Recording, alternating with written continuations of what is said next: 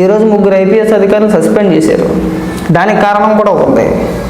ముంబైకి సంబంధించిన ఒక నటి కాదంబరి జత్వాని అని చెప్పేసి ఆవిడ్ని కిడ్నాప్ చేసి ఇక్కడికి తీసుకొచ్చారు ప్రభుత్వ పెద్దల ఆదేశాలతో. సజ్జల రామకృష్ణారెడ్డి చెప్పాడనో, జగన్మోహన్ రెడ్డి చెప్పాడనో, లేదంటే జిందాల్ అనే వ్యక్తి జగన్మోహన్ రెడ్డితో మాట్లాడితే జగన్మోహన్ రెడ్డి ఆదేశాల మేరకు వీళ్ళు ఒక వ్యవస్థలో ఉంటూ సామాన్య ప్రజలు ఏ విధంగా వేధించారు అనేది మనం టీవీలో చూస్తున్నాం. ఆవిడ చెప్తుంటే మనం వింటున్నాం ఏ విధంగా చిత్రహింసలు పెట్టారనేది. దాని గురించి వైసీపీ నాయకులు కానీ, సాక్షిలో డిబేట్లు కానీ, వైసీపీ మహిళా నాయకులు ఎవరు స్పందించట్లా, ఎవరు స్పందించరు. ఆ మహిళా కమిషన్ చైర్పర్సన్ ఉన్నారు ఆవిడ, గజ్జల వెంకటలక్ష్మి అనుకుంటా ఆవిడ పేరు. ఆవిడ వచ్చి మాకు సంబంధం లేదంటుంది. ఈ రాష్ట్రంలో జరగలేదు, మాకు సంబంధం లేదు అని మాట్లాడుతుంది. మరి మీరు ఎప్పుడు స్పందించారయ్యా? ఎప్పుడైనా స్పందించారా? ఆవిడకి జీతమే నెలకు 2 లక్షల రూపాయలు. ఆవిడకి కూడా ఆవిడ చేసేది ఏముండదు.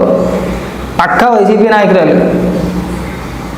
గతంలో ఆవిడకి చైర్పర్సన్గా పదవి రాకముందు తెలుగుదేశం పార్టీ నాయకుల్ని, కార్యకర్తలను అమ్మనాబూతులు, బండబూతులు తిప్పిన వ్యక్తి ఆవిడ.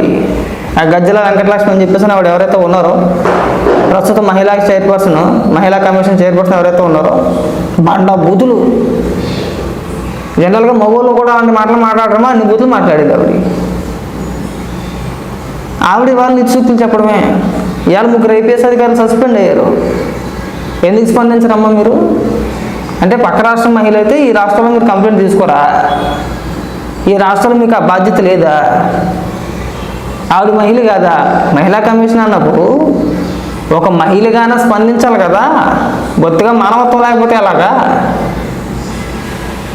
సరే, అప్పుడు నువ్వు చెప్పిన ప్రకారమే అక్కడికి వెళ్ళిద్ది ఆవిడ, ముంబై వెళ్ళిద్ది. ముంబై మహిళా కమిషన్కి ఫిర్యాదు చేస్తుంది.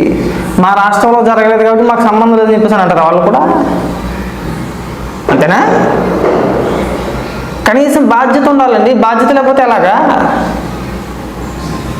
కనీసం బాధ్యతగా మనం స్పందించాల్సిన తీరు మనం స్పందించాలి కదా. ఇవాళ 3 ఐపీఎస్ అధికారుల పైన మన సానుభూతి పోస్టులు మీరు చూస్తుంటే ఆశ్చర్యం వేసింది. అంటే వాళ్ళు మాత్రం అధికారాన్ని అడ్డం పెట్టుకొని జగన్మోహన్ రెడ్డి మెప్పు కోసమో, సజ్జల రామకృష్ణారెడ్డి మెప్పు కోసమో ఒక మహిళని చూడకుండా కేవలం ఒక పారిశ్రామికవేత్త కోసం. మరి జగన్మోహన్ రెడ్డి ఆ పారిశ్రామికవేత్త దగ్గర ఎన్ని కోట్ల రూపాయలు తీసుకున్నాడో తెలియదు, కానీ కేవలం ఒక పారిశ్రామికవేత్త కోసం అప్పటి రాష్ట్ర ప్రభుత్వం ఒక మహిళని వేధించిందంటే నమ్మండి. అది ఎంత పెద్ద క్రైమో. కేవలం ఒక వ్యాపారవేత్త కోసం.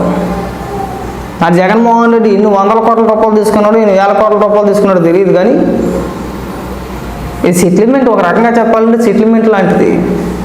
ఒక మహిళని, ఆ కుటుంబాన్ని, వాళ్ళ తల్లిదండ్రుల్ని ముంబై నుంచి కిడ్నాప్ చేసి ఇక్కడికి తీసుకొచ్చి ఇక్కడ ప్రైవేట్ గెస్ట్ హౌస్లో పెట్టి కేసు ఫైల్ చేయకుండా, కోర్టులో చూపించకుండా, అరెస్ట్ చూపించకుండా, కోర్టులో ప్రవేశపెట్టకుండా వారం 15 రోజులు ఇక్కడ ఇబ్బంది పెట్టి తర్వాత చూపించారంటే ఏ విధంగా టార్చర్ చేశారో అర్థం చేసుకోవచ్చు. ఆవిడ చేత మళ్ళీ అక్కడ కేసు విత్డ్రా చేయించి, కేసు వాపస్ తీసుకునేలాగా వీళ్ళు బెదిరించి, వీళ్ళని జైల్లో వేసి, వీళ్ళని ఇబ్బంది పెట్టి అంత టార్చర్ చేశారు ఆ మహిళని. వీళ్ళు మాట్లాడే మాటలు చూస్తుంటే తూట్లు ఎగిరిపోతున్నాయి. ఇక్కడ కూడా వక్రీకరణే కళ్ళ ముందు కనబడుతుంది కదా. వాటికి సమాధానాలు చెప్పరు. కళ్ళ ముందు కనబడుతున్నా సరే దానికి కూడా స్పందించరు వీళ్ళు. అసలు మహిళలు అంటే కేవలం వైసీపీ పార్టీలో ఉన్న వాళ్ళు మహిళలు, జగన్మోహన్ రెడ్డి కుటుంబ సభ్యులు మాత్రమే మహిళలు. వీళ్ళకి మిగిలిన వ్యక్తులు ఎవరు కూడా మనుషులు కాదు. ఇవాళ ఐపీఎస్ అధికారుల పరిస్థితి ఏంటి? మనకి ఏదో నెత్తి మీద కిరీటం పెట్టేస్తారనో, లేదంటే అవార్డులు ఇచ్చేస్తారనో, రివార్డులు ఇచ్చేస్తారని చెప్పేసి అని కిడ్నాప్ చేసి తీసుకొచ్చారు. నానా రకాలుగా రచ్చరచ్చ చేశారు. వాళ్ళ పరిస్థితి ఏంటి? ఉద్యోగాల దాకా తెచ్చుకున్నారు. రేపు పొద్దున విచారణ ముందుకెళ్ళి వీళ్ళ పాత్ర కూడా ఉందని తేలింది అనుకోండి, ఆల్రెడీ తేలింది కాడికి సస్పెండ్ చేశారనుకోండి, జైలుకి వెళ్ళే అవకాశాలు కూడా ఉంటాయి ఖచ్చితంగా. అంటే వీళ్ళ జీవితాలు నాశనం. నాడు రాజశేఖర రెడ్డి అధికారంలో ఉన్నప్పుడు ఐఏఎస్ అధికారులు, ఇప్పుడు ఐపీఎస్ అధికారులు. జగన్మోహన్ రెడ్డి బాగానే ఉన్నాడు కదా. ఇక్కడ చిన్న పిల్లలకైనా అర్థమైపోతాయి. ఆ హీరోయిన్ స్టోరీ చెప్తే చిన్న పిల్లలకు కూడా అర్థమైపోతాయి. ప్రభుత్వ పెద్దల ఆదేశాలు లేకుండా ఈ ఐపీఎస్ అధికారులు అంత సాహసం చెయ్యరు అని చెప్పేసి అని. ఎందుకు చేశారయ్యా? ఎవరి కోసం చేశాడు? కేవలం సెటిల్మెంట్ చేశాడు ఇక్కడ జగన్మోహన్ రెడ్డి. ఆ జిందాల్ అనే పారిశ్రామికవేత్త ఎవరైతే ఉన్నారో అతనితో సెటిల్మెంట్ చేశాడు. ఒక ఒప్పందం కుదుర్చుకొని నీ పైన పెట్టిన కేసు నేను ఎత్తేపిస్తాను, నాకు ఇన్ని కోట్ల రూపాయలు ఇవ్వని చెప్పేసి అని అతనితో ఒక ఒప్పందం చేసుకుని, ఆ ఒప్పందం ప్రకారం ఆ మహిళని, ఆ మహిళ కుటుంబ సభ్యుల్ని, తల్లిదండ్రుల్ని తీసుకొచ్చి ఇక్కడ వేధించి అక్కడ ఆమె పెట్టిన కేసుని వాపసు తీసుకునేలాగా చేశారు. ఇది స్టోరీ. క్లియర్గా తెలిసిపోతుంది, క్లియర్గా కనబడిపోతుంది ఇక్కడ. పైగా ఏం చెప్తారే మాకు సంబంధం లేదంటారా?